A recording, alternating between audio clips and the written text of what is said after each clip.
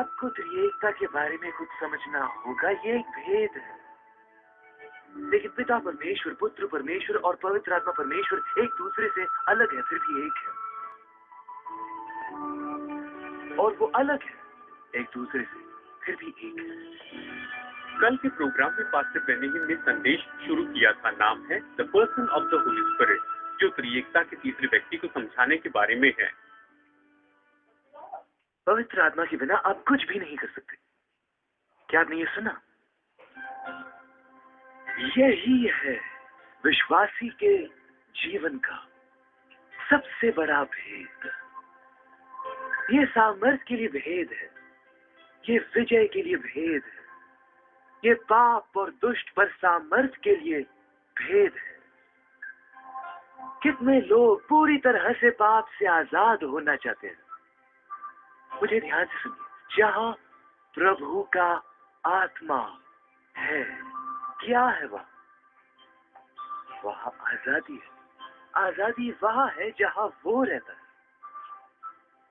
अगर आप आजादी चाहते हैं तो आजादी मत ढूंढिए, पवित्र आत्मा को ढूंढिए। वो सामर्थ्य है परमेश्वरत्व की। उसके बिना पिता परमेश्वर कुछ नहीं करेगा। उसके बिना पिता परमेश्वर काम नहीं करेगा। वो सामर्थ्य है पिता परमेश्वर की और पुत्र परमेश्वर की सामर्थ्य है। वो सर्वशक्तिमान है। वो है परमेश्वर की सामर्थ्य। कहिए से,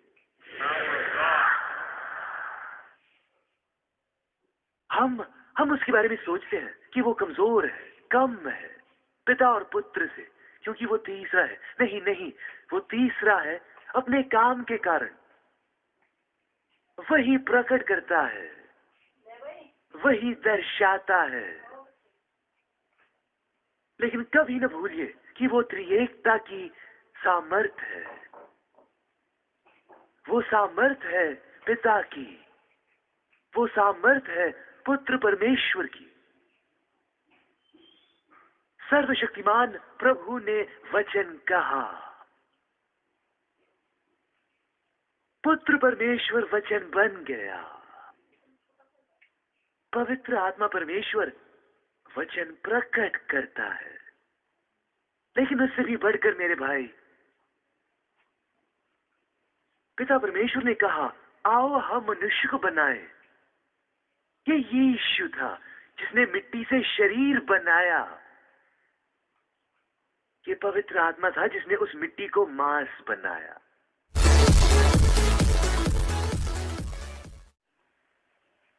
प्रभु ने कहा, आओ हम मनुष्य को बनाए। लेकिन यीशु के द्वारा सब कुछ बनाया गया, बाइबल कहती है। ये यीशु था, पुत्र था, परमेश्वर का वचन था, जिसने मिट्टी को लेकर उसे आकार दिया, सर्वशक्तिमान प्रभु के आकार। और पवित्र आत्मा ने उस मिट्टी को मांस और लहू में बनाया। वो सामर्थ है। कहिए, वो सामर्थ है। मैं हमेशा कहता हूं कि अगर वो मिट्टी को मांस में बदल सकता है तो आपके साथ क्या कर सकता है? सोचिए, अगर वो सामर्थ आप पर फिर से आए, जोर से कहिए हालेलुया। वो ईश्वरत्व की सामर्थ है। जब मरियम ने कहा कि ये कैसे होगा, स्वर्गदूत ने कहा कि सर्वोच्च की सामर्थ तुम पर आएगी। कहिए, वो सर्वोच्च की सामर्थ है। इसे फिर से कहिए, अपने हाथ उठाकर कहिए, पवित्र आत्मा ही सर्वोच्च की सामर्थ है। उससे बढ़कर वही है वो जिसने परमेश्वर को लेकर उससे मनुष्य बनाया। ये उसकी सामर्थ है। पवित्र आत्मा तुम पर आएगा और जो पवित्र तुम में होगा वो परमेश्वर का पुत्र होगा। मत्ती उसे पवित्र आत्मा की संतान कहता है। यीशु पवित्र आत्मा की संतान है। उसकी सामर्थ के बारे में सोचिए। उसने प्रभु को लिया और उसे मनुष्य बनाया अपनी सामर्थ से। अद्भुत है। ये कैसी सामर्थ है?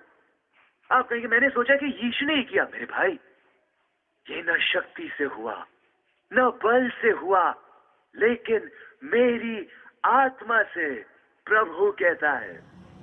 यानी किसने प्रभु को लेकर उसे मनुष्य बनाया? पवित्र आत्मा। वो सर्वसामर्थी है, वो सर्वसामर्थी है। देखिए, मैं आपकी पहचान उससे कर रहा हूं। आपको फिर से जानना होगा कि ये व्यक्ति कौन है जिसे पवित्र आत्मा कहते हैं। हाँ, जानते हैं, मैं हमेशा लोगों से पूछता हूँ, तुम्हारे दिल में कौन है? वो कहते हैं यीशु। मैं कहता तुम गलत हो, बस उन्हें जगाने के लिए। मैंने कहा तुम उसे यीशु कहते हो और तुम सही हो, लेकिन तुम्हारे दिल में यीशु की आत्मा है, और यीशु की आत्मा तो पवित्र आत्मा है। आप उसे यीशु कहते हैं, अवश्य ही वो है यीशु की आत्मा, वो यीशु से आता है। आप कहेंगे कि ये कैसे हो सकता है कि वो अलग है? ये एक भेद है। जब तक हम इस शरीर में है उसे कभी समझ नहीं पाएंगे। मैं कहता हूं कि ये सूरज जैसे है। लोगों से कहता हूं सूरज को देखो, ये एक त्रिएकता है। सूरज है, रोशनी और गर्मी है, फिर भी ये एक सूरज है। यानी पिता सूरज जैसे है, यीशु ज्योति है और पवित्र आत्मा गर्मी है। मैं यही महसूस करता हूं। मैं ऊपर देखता हूं तो पिता नहीं दिखता, ज्योति दिखती है, वो यीशु है। लेकिन मैं उस गर्मी को महसूस कर सकता हूं, वो पवित्र आत्मा है। अब प्रभु का वचन हमें आगे ये बताता है, यूहन्ना अध्याय 14 वचन 26 में, कि वो मुझे सारी बातें सिखाएगा। वो ही है जो सारी बातें सिखाता है। इसलिए जब वो वहां नहीं है तो कोई झूठ नहीं हो सकता। अगर पवित्र आत्मा नहीं है तब सारी गलतियां और गड़बड़ी आती हैं। तब लोग सुसमाचार से दूर जाते हैं, क्योंकि पवित्र आत्मा नहीं है।